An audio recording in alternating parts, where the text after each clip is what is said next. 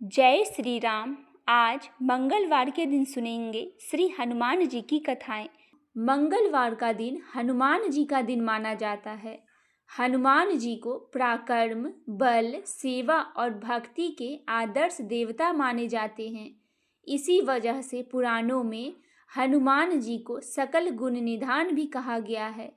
गोस्वामी तुलसीदास ने भी लिखा है कि चारों जुग प्रताप तुम्हारा, है प्रसिद्ध जगत उजियारा।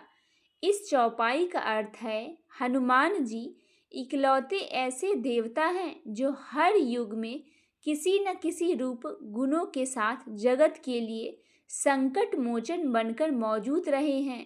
शास्त्रों में भी कहा गया है कि हनुमान जी की सेवा करने और उनका व्रत रखने से उनकी विशेष कृपा भक्तों पर बनी रहती है।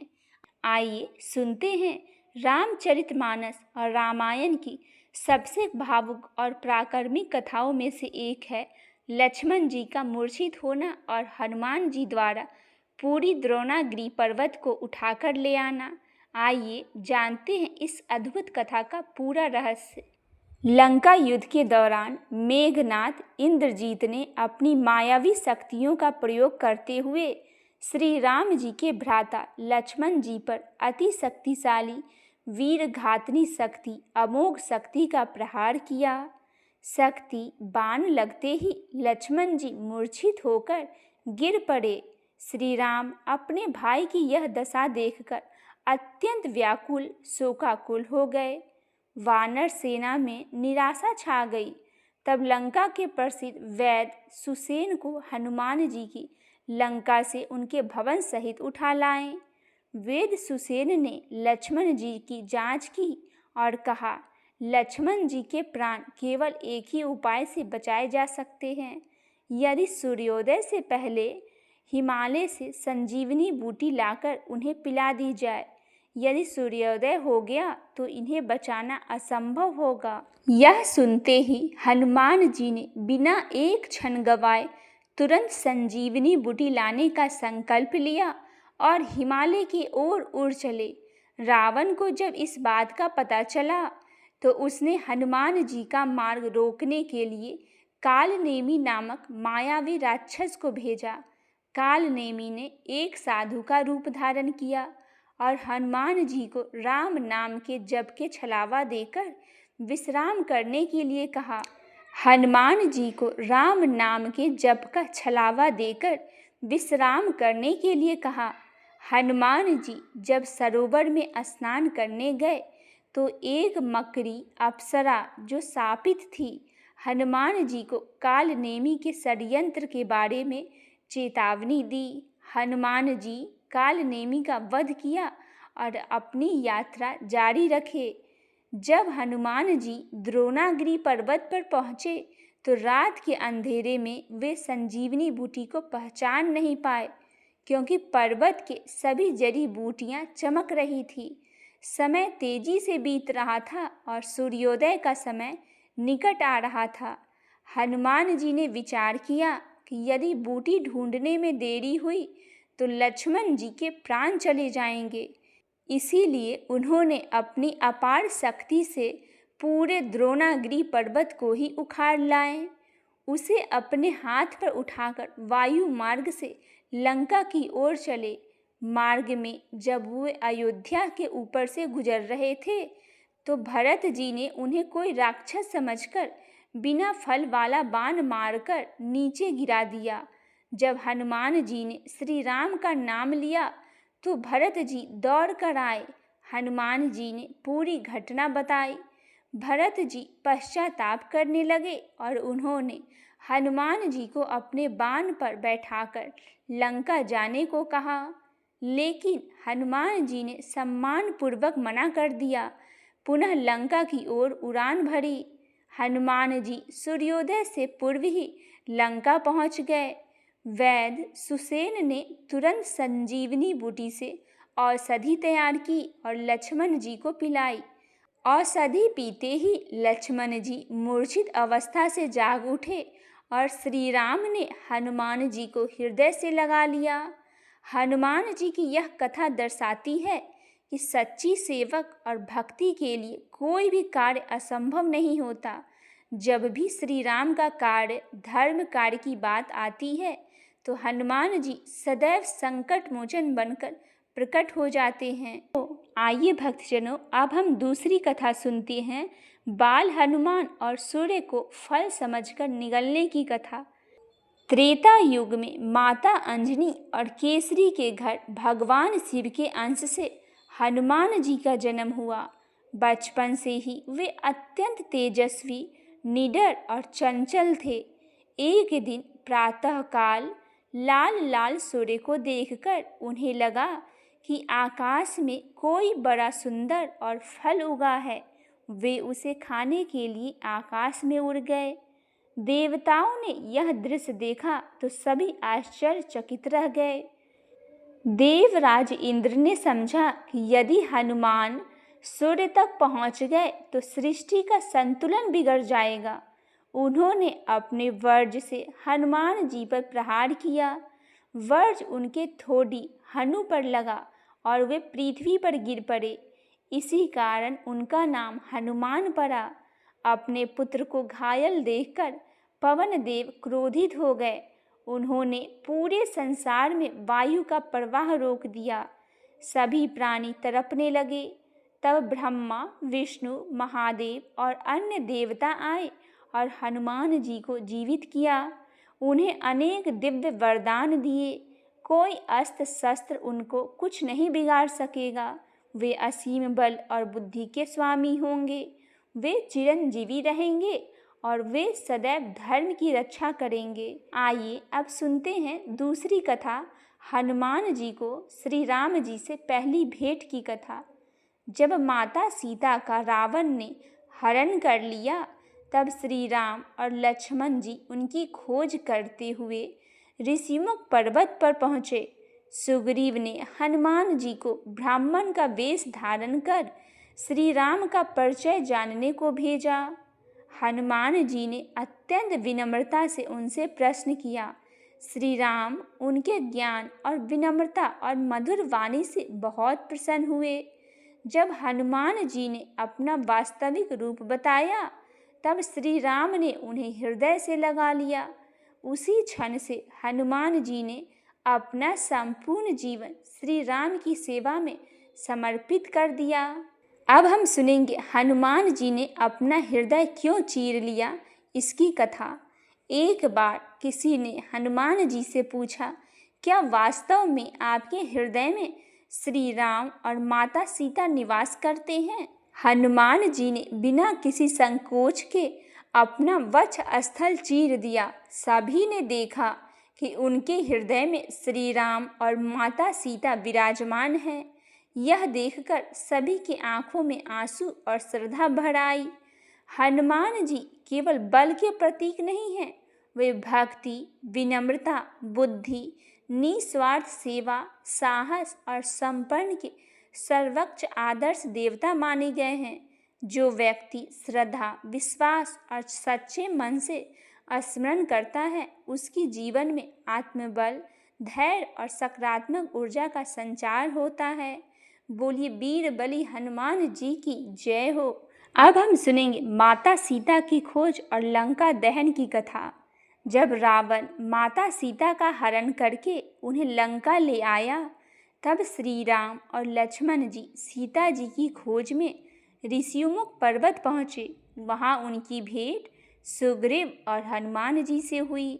सुग्रीव की वानर सेना ने चारों दिशाओं में सीता जी की खोज शुरू की। दक्षिण दिशा की ओर जाने वाले दल का नेतृत्व अंगद, जामवंत और हनुमान जी कर रहे थे। जब वे समुद्र तट पर पहुँचे तो 100 योजन चौड़े विशाल समुद्र को देखकर सभी चिंतित हो गए। तब ऋषियों और जामवंत जी ने हनुमान जी को उनके भूले हुए असीम बल और शक्तियाँ याद दिलाई। जामवंत जी के वचन सुनते ही हनुमान जी का शरीर पर्वत के समान विशाल हो गया। उन्होंने जय श्री राम का जयकारा लगाया और एक ही छलांग में विशाल समुद्र को लांघने के लिए उड़ चले। मार्ग में कई बाधाएं आईं। मैनाक पर्वत ने उन्हें विश्राम देने की इच्छा जताई। सुरसा नागों की माता ने उनकी परीक्षा ली और सिंहिका नामक राक्षसी ने उनकी छाया पकड़कर उन्हें निगलना चाहा। हनुमान जी ने अपने बुद्धि और बल से इन सभी बाधाओं को पार किया और लंका पहुंच गए। लंका में प्रवेश करते समय हनुमान जी ने सूक्ष्म रूप धारण किया और लंकनी नामक राक्षसी का पार भाव किया। पूरी लंका में ढूंढने के बाद अंततः वे अशोक वाटिका पहुँचे। वहाँ उन्होंने सीता माता को एक वृक्ष के नीचे शोक में डूबे हुए देखा। हनुमान जी वृक्ष की डालियों में छिप गए और जब रावण माता सीता को डरा धमकाकर चला गया, तब हनुमान जी ने श्री राम की मुद्रिका अंगूठी सीता जी के सामने गिरा दी। हनुमान जी ने अपना परिचय दिया और श्री राम का संदेश सुनाया। माता सीता का आशीर्वाद पाकर हनुमान जी ने अशोक वाटिका के फल खाए और फल खाते खाते वाटिका को उखाड़ फेंका। जब रावण के पुत्र अक्षय कुमार ने उन पर आक्रमण किया तो हनुमान जी ने उसका वध कर दिया। उसके बाद मेघनाथ ने ब्रह्मास्त्र का प्रयोग कर हनुमान जी को बंदी बना लिया और रावण के दरबार में प्रस्तुत किया। रावण के दरबार में हनुमान जी ने बिना किसी डर के रावण को चेतावनी दी कि वह माता सीता को श्री राम को सौंप दे और क्षमा मांग ले। रावण क्रोधित हो गया और उसने हनुमान जी की पूंछ में कपड़ा लपेटकर तेल डालकर आग लगाने का आदेश दिया। हनुमान जी ने अपनी पूंछ का आकार बढ़ाना शुरू कर दिया। जैसे ही पूंछ में आग लगाई गई, हनुमान जी ने अपना आकार छोटा किया, बंधनों से मुक्त हुए और एक महल से दूसरे महल कूदते हुए पूरी सोने की लंका को आग के हवाले कर दिया। पूरी लंका में हाहाकार मच गया, लेकिन माता सीता का अशोक वाटिका सुरक्षित रहा। इसके बाद हनुमान जी ने समुद्र में अपनी पूंछ की आग बुझाई। माता सीता से चूड़ामणि निशानी लेकर वापस लौटकर प्रभु श्री राम को माता सीता का कुशल क्षेम सुनाया। बोलिए वीर बलि हनुमान जी की जय हो। जय श्री राम। आइए भक्तजनों, अब हम सुनते हैं दूसरी कथा। एक समय की बात है, एक ब्राह्मण दंपति प्रेम भाव से साथ साथ रहते थे, लेकिन उनकी कोई संतान न होने के कारण वह बहुत दुखी रहते थे। ब्राह्मण हर मंगलवार के वन जाकर हनुमान जी की पूजा किया करते थे और संतान की भी कामना करते थे। ब्राह्मण की पत्नी हनुमान जी की बहुत बड़ी भक्त थी और मंगलवार का व्रत भी रखती थी। वह हमेशा मंगलवार के दिन हनुमान जी को भोग लगाकर ही भोजन करती थी। एक बार व्रत के दिन ब्राह्मणी भोजन नहीं बना पाई, जिससे हनुमान जी का भोग नहीं लगा सकी। तब उसने प्रण किया कि वह अगले मंगलवार को हनुमान जी को भोग लगाकर ही भोजन करेगी। वह 6 दिन तक भूखी प्यासी रह गई और मंगलवार के दिन व्रत के दौरान बेहोश हो गई। ब्राह्मणी की निष्ठा और लगन को देखकर हनुमान जी बहुत प्रसन्न हुए और आशीर्वाद के रूप में एक संतान दी और कहा, यह तुम्हारी बहुत सेवा करेगा। संतान पाकर ब्राह्मणी बहुत प्रसन्न हुई और उसने बालक का नाम मंगल रखा। कुछ समय बाद जब ब्राह्मण घर आया तो घर में बच्चे की आवाज़ सुनाई दी और पत्नी से पूछा कि आखिर यह कौन बच्चा है। ब्राह्मणी की पत्नी ने कहा, हनुमान जी ने व्रत से प्रसन्न होकर हम लोगों को आशीर्वाद के रूप में यह संतान दी है। ब्राह्मण को अपनी पत्नी की इस बात पर विश्वास नहीं हुआ। एक दिन जब ब्राह्मणी घर पर नहीं थी तो ब्राह्मण ने मौका देखकर बच्चे को कुएं में गिरा दिया।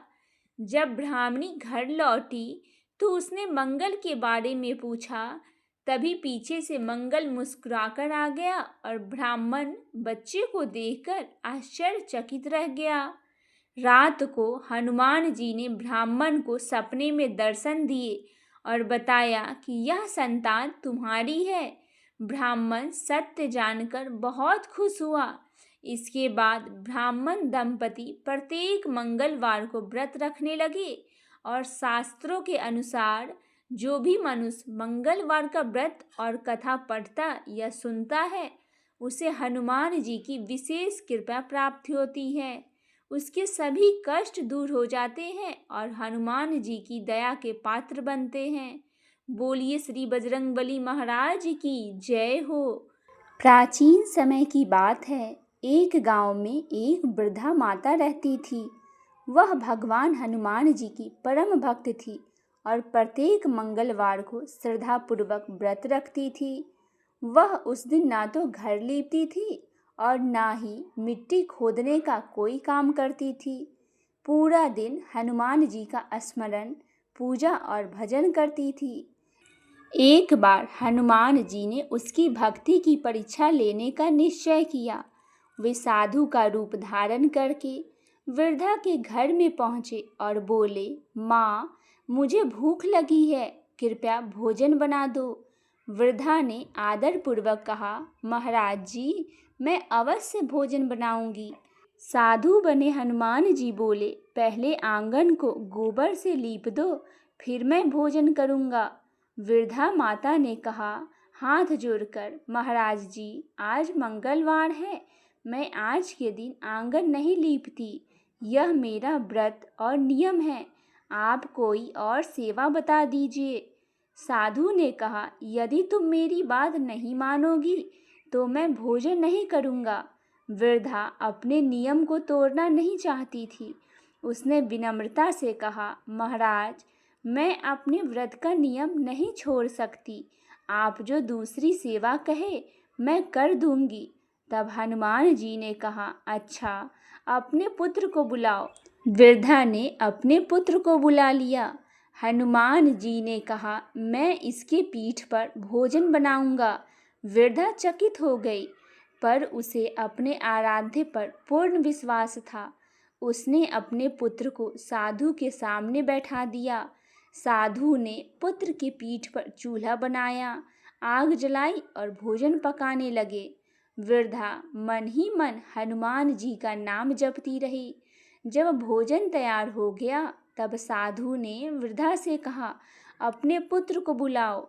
वृद्धा दुखी होकर बोली, महाराज, जिसकी पीठ पर आपने अग्नि जलाई थी वह कैसे जीवित होगा। साधु ने फिर कहा, तुम उसे पुकारो। वृद्धा ने जैसे ही अपने पुत्र का नाम लेकर पुकारा, उसका पुत्र हंसता खेलता उसके सामने आ गया। उसे कोई हानि नहीं हुई थी। यह चमत्कार देख वृद्धा आश्चर्यचकित हो गई। तब साधु ने अपना वास्तविक रूप प्रकट किया। स्वयं पवन पुत्र हनुमान थे वे। हनुमान जी ने कहा, माँ, मैं तुम्हारी भक्ति और नियम की परीक्षा लेने आया था। तुमने अपने व्रत का पालन पूरी श्रद्धा से किया है। मैं तुमसे अत्यंत प्रसन्न हूँ।